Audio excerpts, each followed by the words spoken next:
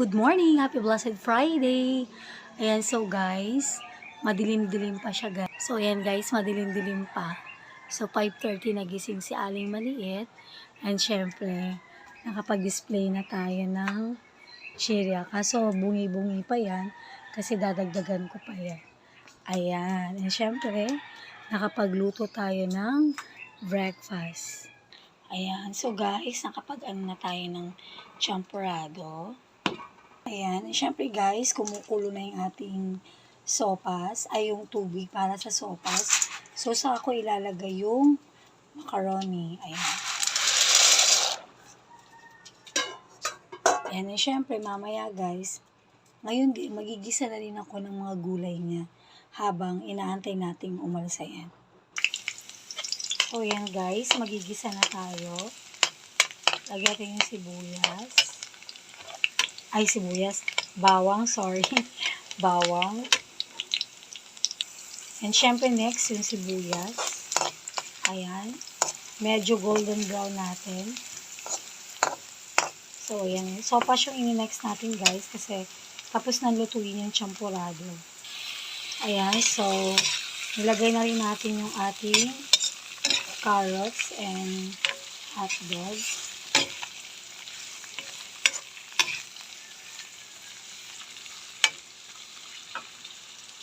Siyempre, next natin yung ating manok.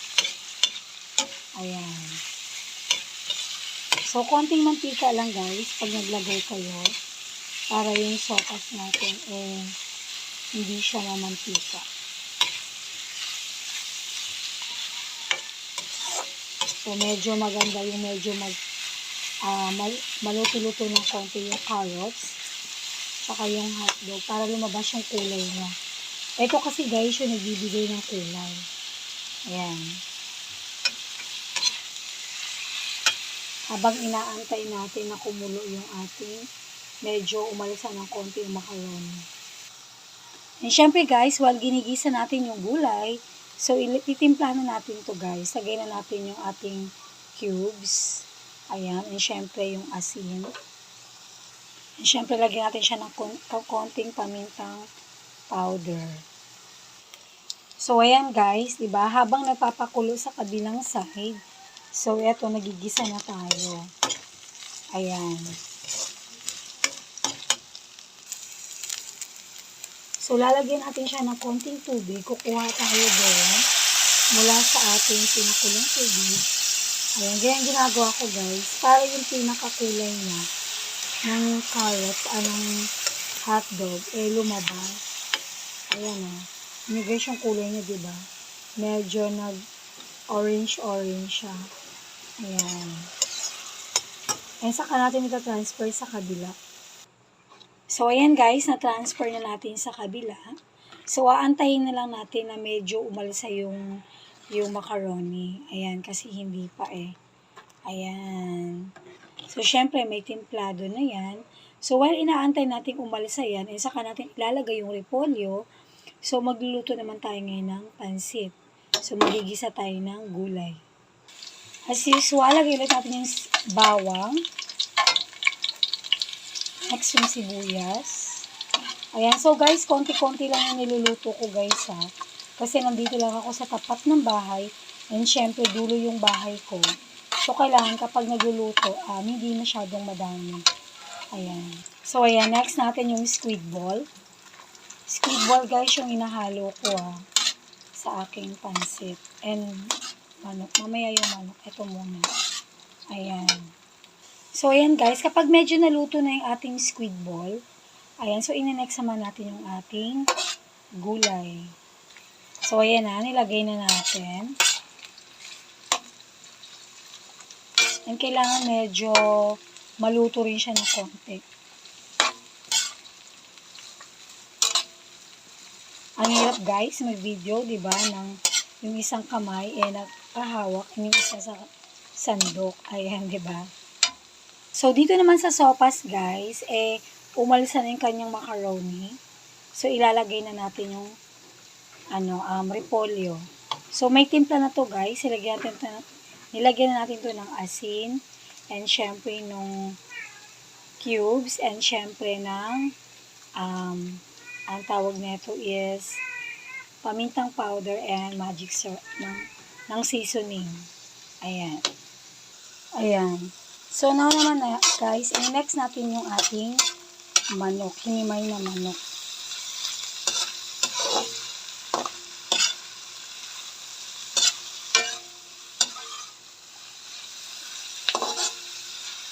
So, maya-maya ng konti, lalagyan natin siya ng tubig na may toyo. So, ayan, lalagyan natin siya ng tubig na. So, nandiyan na po yung toyo, 'di ba? Ayan. So, aantayin po natin siyang kumulo. Habang hinihintay natin kumulo, 'di ba? So, lagyan na natin siya ng seasonings.